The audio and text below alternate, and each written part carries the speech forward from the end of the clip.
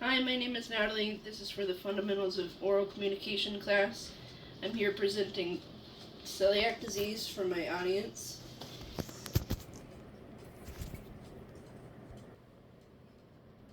Alrighty. So I'd like you to imagine that you're at a party. You're with your friends. You're listening to good music. You're having a great time. And in front of you, there is a huge table full of food. Delicious food. Lots of pastries, lots of pastas, pizza. You load up your plate, you eat it all, you have a great time. Then you go home that night, and when you're laying in bed, all of a sudden you start to have a really sharp pain in your stomach. You also get kind of nauseous, you start getting sweaty. You don't understand really what's going on. What you don't know is that you have celiac disease and you have just glutened yourself, is the best way to put it. So today I'm going to be talking about celiac disease, what it is, the symptoms, the diagnosis, and the treatment. The Celiac Disease Foundation quoted that celiac disease is a serious autoimmune disorder that occurs genetically in genetically predisposed people. It is estimated that 1 in 100 people is affected with celiac disease, though most people do not know, and it can be very hard to diagnose.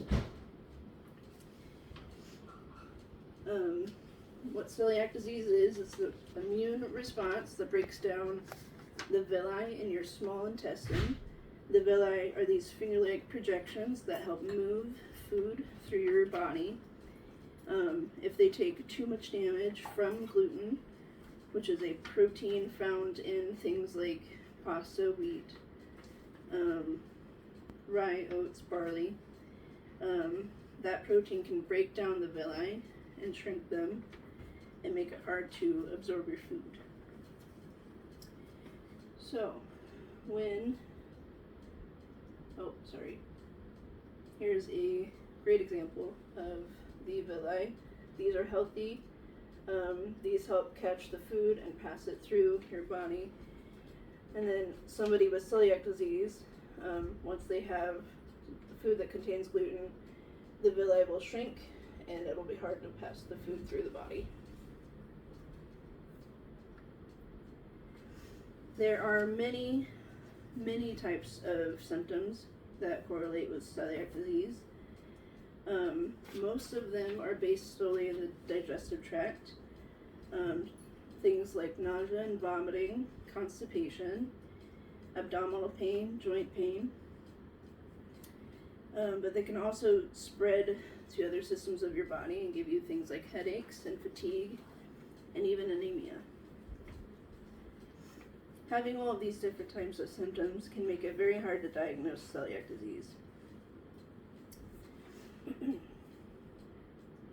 There are two main ways to diagnose this disease. Doctors will usually start with blood tests. They'll draw your blood and test the genetic makeup in it. And there are two antibodies that correlate with the celiac disease that can trigger a positive celiac disease diagnosis. The second is a biopsy with an endoscope. They'll take a tube and insert it into the small intestine, remove a small piece of your tissue, and then send it off for a biopsy. In that biopsy, that's where they will look for those damaged villi. Both of these tests should still be done while eating normal food, not trying to treat the disease. It's best to do it this way because your test results will remain more accurate. Also, celiac disease can be passed genetically through family members, so it's best if you or somebody you know has celiac disease that they get their family tested as well.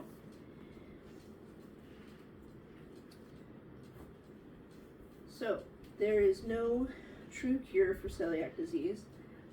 However, there is a way to combat the symptoms. The only treatment for celiac disease is to follow a gluten-free diet. This can be kind of tricky, as most foods we eat, especially in America, are carb-based.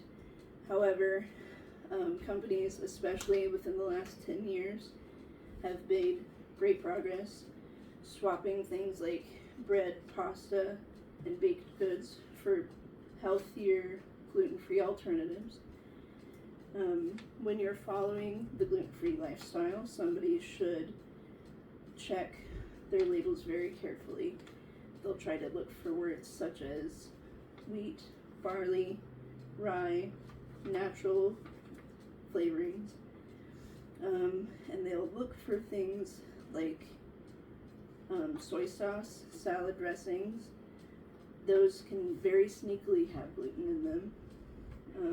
Another surprising thing are the paper disposable straws. Those have wheat in them as a binding agent. So if you have celiac disease, you need to be very mindful of everything that you ingest, put on your body, whether it be lotions or shampoos, toothpaste even. Reading labels becomes your best friend. However, like I said earlier, lots of companies have been striving to produce gluten-free food for the masses. There are lots of new and exciting things coming out all of the time. This is a Cheez-It that is coming out later this year that will be gluten-free. Lots of big name companies like Chips Ahoy, Oreo, Barilla, those have all come out with a gluten-free alternative. So it's becoming easier all the time to eat gluten-free.